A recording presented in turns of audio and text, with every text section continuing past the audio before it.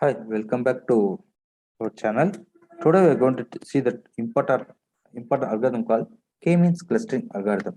So before going this algorithm, here now what is clustering or cluster analysis? We can say it's an unsupervised learning technique, and moreover we can say it's a task of grouping a set of objects in such a way that objects in the same group, that means cluster, are more similar to each other than to those in other groups. Okay, let's go back to this topic.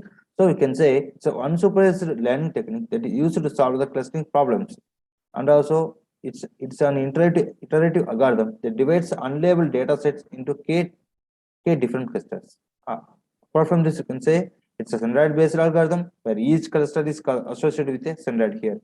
The algorithm mainly performs two tasks. One is called determine the best value for k center points are centralized by an iterative process and assign each data point to its closest k center. And those data points which are near to the particular k center, let's create a cluster here. And we can say in k-means clustering, the given data points are grouped into k clusters based on the similarity of the data points here. And if you want to calculate similarity, we can use the Euclidean distance, Manhattan distance, Hamming distance, cosine distance as a measurement here. And the working method of k-means. Here, working method of k-means consists of these few steps. Select the number of clusters, want to identify the data, then randomly select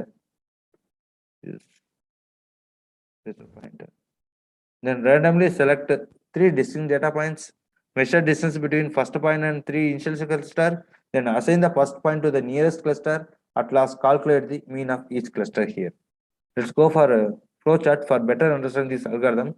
Initially you can start the algorithm. Then next step is choose the number of cluster here. It may, let's example say is equal to 2, 4, 5, anything here. Then the next is calculate the distance between the data points. Sorry, select the random centroid initially. Select the random centroid initially. Then calculate the distance between the data points to the centroid. Then again what you do means again group the data points based on the minimum distance and then check whether the data points move from one point to another. Here, if the data points not moved, the meaning is it's stabilized and we can stop the algorithm. If it's moving from one data point to another, we can carry forward, you can carry on and continue the step number again.